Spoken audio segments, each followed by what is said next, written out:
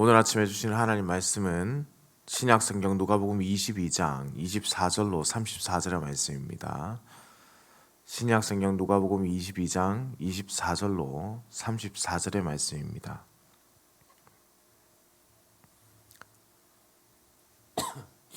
함께 한 목소리를 합독하여 읽겠습니다. 또 그들 사이에 그중 누가 크냐 하는 다툼이 난지라. 예수께서 이르시되 이방인의 임금들은 그들을 주관하며 그 집권자들은 은이라 칭함을 받으나 너희는 그렇지 않을지니 너희 중에 큰 자는 젊은 자와 같고 다스린 자는 섬기는 자와 같을지니라. 앉아서 먹는 자가 크냐 섬기는 자가 크냐. 앉아서 먹는 자가 아니냐. 그러나 나는 섬기는 자로 너희 중에 있노라.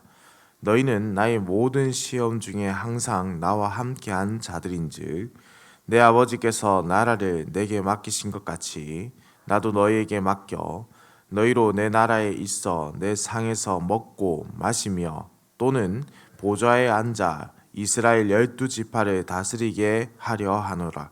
시몬아 시몬아 보라, 사탄이 너희를 밀 까부르듯 하려고 요구하였으나 그러나 내가 너를 위하여 내 믿음이 떨어지지 않기를 기도하였노니 너는 돌이킨 후에 내 형제를 굳게 하라. 그가 말하되 주여 내가 주와 함께 오게도 죽는 데에도 가기를 각오하였나이다. 이르시되 베드로야 내가 내게 말하노니 오늘 닭 울기 전에 내가 3번 나를 모른다고 부인하리라 하시니라. 아멘. 십자가의 고난의 사건을 앞두고 우리 주님께서 대접하신 성만찬의 자리에서 우리 주님을 배신할 유다에 대해 말씀하신 예수님의 모습을 어제 본문에서 우리는 살펴보았습니다. 그런데 이후 오늘 말씀에는 아직도 예수님의 말씀을 제대로 깨닫지 못하고 주님의 마음을 외면하는 이 제자들의 어리석은 모습이 나타납니다. 하나님의 나라에서 누가 큰가? 그들은 주님께서 인간의 왕의 모습으로 이 땅을 통치하기를 바라고 있습니다. 우리 하나님이 통치하시는 영광스러운 통치가 아니라 자신의 욕심을 위한 예수님을 도구로 사용한 통치를 바라고 있습니다. 이러한 상황에서 우리 예수님은 이 어리석은 자들에게 하나님 나라의 말씀을 다시금 전해주십니다. 하나님 나라, 그곳은 주님의 말씀 그대로 온전한 섬김으로 세워지는 곳입니다. 예수님께서 말씀하십니다. 이방의 임금들은 그들을 주관하며 그 집권자들은 은인이라 칭함을 받으나. 세상의 사람들은 스스로 높이기를 즐겨하고 사람들의 존경을 받는 것을 큰 영예로 생각하고 있습니다. 안타까운 것은 주님을 따르는 제자들이 세상의 생각과 같은 마음을 품고 있다는 점이지요. 이들은 역시 보이는 사람의 눈이 매우 중요한 듯합니다. 그러나 보이지 않는 하나님, 눈에 보이지 않는 하나님이라 하더라도 우리에게 더욱 중요한 것은 하나님께서 우리를 어떻게 보시는가이지요. 주님이 어떤 자를 가장 아름답고 존귀하게 생각하는가 하는 부분이 하나님 나라에서 매우 중요한, 가장 중요한 부분입니다. 하나님이 우리를 어떻게 바라보시는가는 세상이 우리를 어떻게 바라보는가와 직결이 됩니다. 하나님의 마음에 합한 자는 하나님께서 그 길을 인도하시기 때문에 당연히 낮은 자가 높아지게 되는 것이죠. 교회도 마찬가지입니다. 세상의 관점과 철학이 들어와서 하나님의 질서를 어지럽히곤 합니다. 그중 하나가 바로 이 성공주의라고 할 수 있겠지요. 예수님을 믿고 이름 있는 대학교를 나오고 누구나 말하면 아는 큰 대기업에 취업을 하게 되고 명망 있는 가문과 결혼하여서 남부럽지 않게 사는 것을 교회에서 성공이라고 가르친 적이 단 한 번도 없습니다. 그렇게 하나님의 말씀인 성경에서는 그 성공을 바라며 살아가라 말씀을 전한 적이 없다는 뜻입니다. 요셉이 총리가 된 것을 두고 다니엘이 이방의 나라에서 큰 직분을 받은 것을 두고 우리도 그렇게 되어야 한다고 말하는 것은 여전히 하나님의 말씀을 성공주의로 가져와 사용하는 것뿐이지요. 우리 인생에 있어서 가장 큰 성공이라 하면 역시 예수님을 믿게 된 것입니다. 죄로 인해 아무것도 무엇이 맞고 그른지 사리분별을 하지 못했던 우리가 예수님으로 말미암아 죄를 깨닫게 되고 주님의 마음을 알게 되었습니다. 세상의 가치관에 따라 살아가는 성공이 아니라 하나님 나라에서의 성공을 따라 살아야 하는 것이죠. 예수 믿고 난 뒤에 내가 누리는 복이 중요하다면 중요하죠. 그러나 예수님을 믿게 된 그 복보다 중요한 복은 없습니다. 그렇다면 하나님 나라에서 말씀하는 이 성공이란 도대체 무엇입니까? 주님은 이어서 그 답을 우리에게 알려주십니다. 너희는 그렇지 않을지니 너희 중에 큰 자는 젊은 자와 같고 다스리는 자는 섬기는 자와 같을지니라. 젊은 자가 된다는 것은 권력을 휘두르는 일을 포기하는 것을 뜻하고 다스리는 자의 모습을 버리고 섬기는 자의 모습을 가지게 되는 것을 의미하지요. 예수님의 순환이 곧 다가오는데 누가 크냐 논쟁하고 있는 제자들은 이 예수님의 섬김의 모습과 큰 대조를 이루고 있습니다. 제자들은 그동안 예수님이 보여주셨던 것처럼 이 땅에 살면서 가장 비천하고 낮은 자가 되기 위해 고민하고 또한 고민하는 삶으로서 예수님을 따라가야 했습니다. 왜냐하면 하나님은 앞서 말씀드린 바대로 낮은 자를 높이시고 권세 있는 자를 낮추시기 때문입니다. 인자로 오신 예수님의 모습이 이러합니다. 누가복음 1장 51절에서 53절에 기록된 마리아의 고백에서 이가 매우 잘 나타나 있습니다.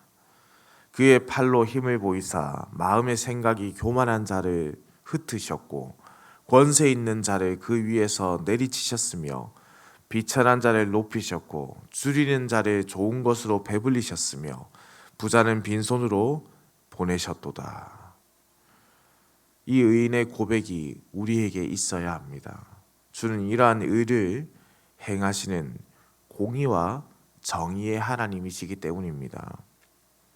예수님은 실제로 그래서 섬기는 자의 모습으로 참된 메시아의 모습을 보이셨지요. 그래서 27절에 보시면 스스로 앉아서 먹지 아니하고 섬기는 자로 너희 중에 있다라고 말씀합니다. 학자들 중에서 이러한 표현을 근거로 실제 예수님께서 유월절 만찬에서 식탁에 봉사를 하셨을 가능성도 제기합니다. 식탁에서 스스로 일어나 섬기시고 섬기셨던 것이죠. 예수님께서 식탁에서 시중을 들거나 발을 씻기는 행위를 통해서 가장 낮은 자로서 가장 낮은 자리에서의 모습을 보여주셨습니다. 그래서 나는 섬기는 자로 너희 중에 있노라 라고 명확하게 말씀하십니다. 섬기는 자로서 그렇게 늘 함께 하셨고 고난과 죽음까지도 기꺼이 감수하시는 이 섬기는 자의 모습으로 우리 가운데 계시다고 미리 알려주시는 장면이지요. 주님은 제자들에게 진리의 말씀을 알려주셨지만은 그들로 결코 주눅이 들거나 낭망하거나 넘어지지 않도록 도우시는 분이시죠. 너희는 나의 모든 시험 중에 항상 나와 함께한 자들이다 라고 밝히고 있습니다. 예수님과 함께 다니며 그들이 실수하고 또 그들이 예수님의 가르침을 외면할 때도 있었지만은 그들은 늘 예수님과 시험을 함께 받은 자들입니다. 이들은 결국 승리라는 결과물을 얻게 되지요. 어떠한 역경에도 인간의 정욕과 사리사욕에 사로잡힐 위험과 시험에 들 때라도 주님과 함께한 자들, 그들이 하나님 나라에 들어가게 되는 것입니다.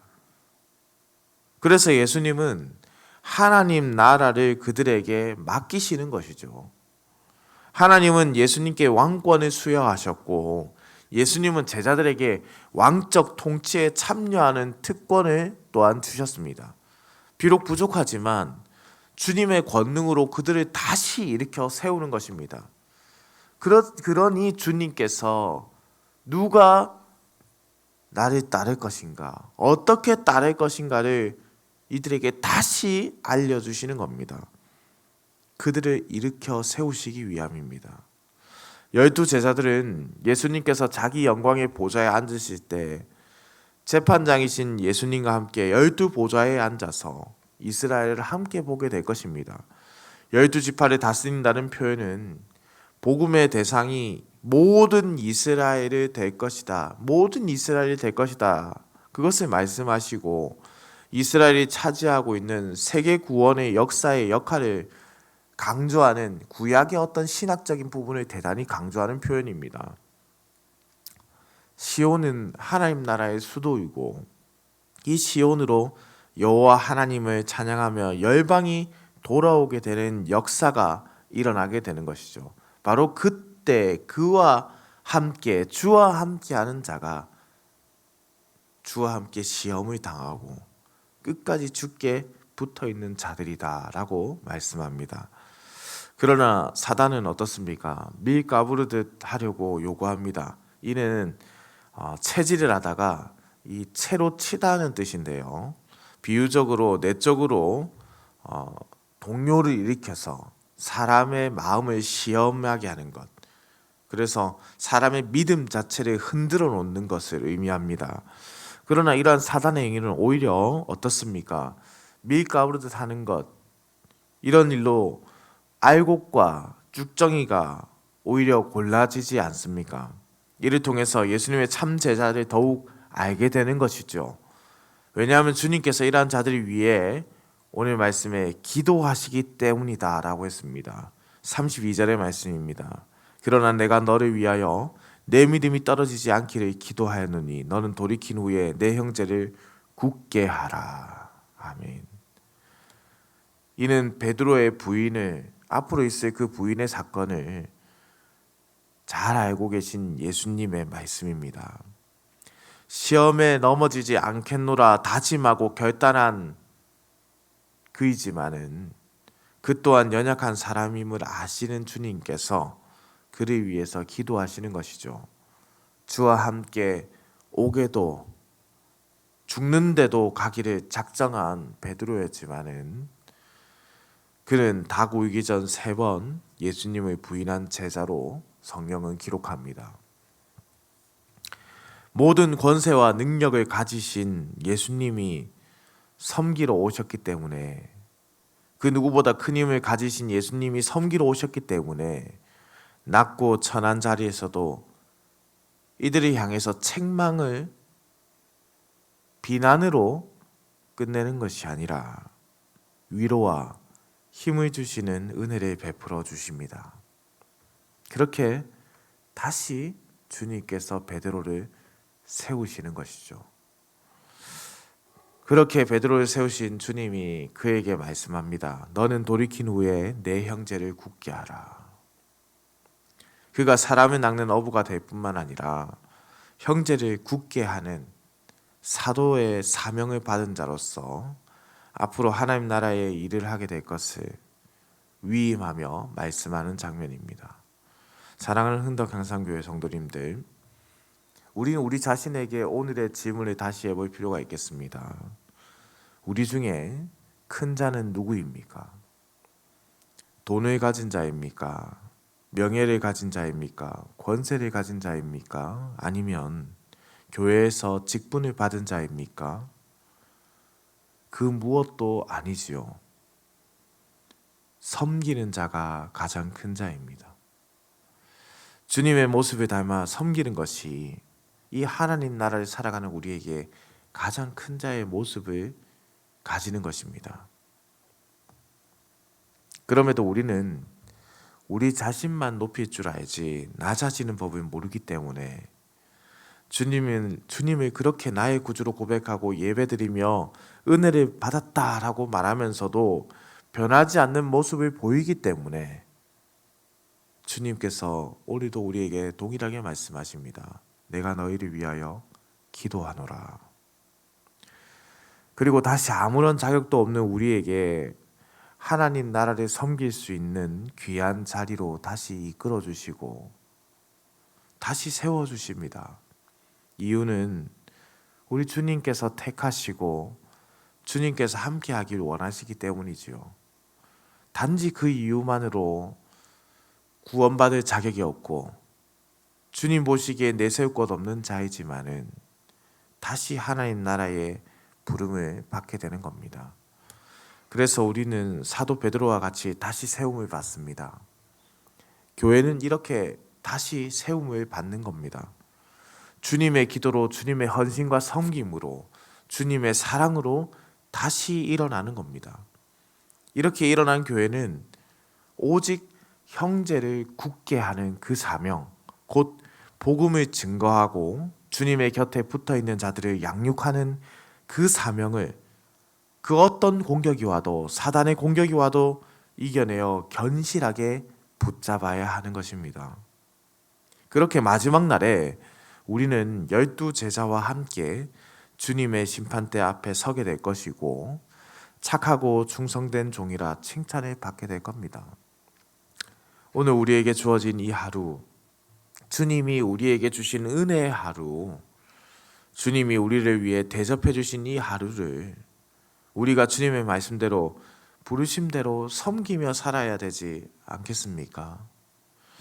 오직 주님과의 영광, 주님의 나라와 그 영광을 위해서, 그 나라를 위해서 더욱더 섬기고 낮아지고 헌신하고 쓰임받기를 열망하는 마음이 우리 가운데 다시 한번 일어나기를 소망합니다. 사랑하는 성도님들, 한국교회가 부흥하게 된 것은요, 그때 우리는 기도하기에 힘썼고 주의 말씀을 전하기에 힘썼기 때문입니다. 제가 사역하던 중에 한 권사님이 이런 말씀하셨습니다. 하루 왼종일 걸어다니며 주의 복음을 전해도 지친 적이 없습니다. 그때 목사님, 한 달에 한 번씩 신발을 바꿔야 했습니다. 지금보다 튼튼한 신발도 아니었지만은 그렇게 걸으며 복음을 전하다 보니 한 달에 한 번씩 그 신발이 해지는 것을 보니 그렇게 기쁠 수가 없었습니다. 우리의 믿음의 선배들이 그렇게 하셨기 때문에 지금 한국교회가 이렇게 세워지고 있습니다. 사랑하는 성도님들, 충성된 주의 종인 우리 성도님들, 다시 하나님 앞에 서기를 소망합니다. 다시 섬기는 자로 교회가 세워지기를 소망합니다. 주님이 부르십니다.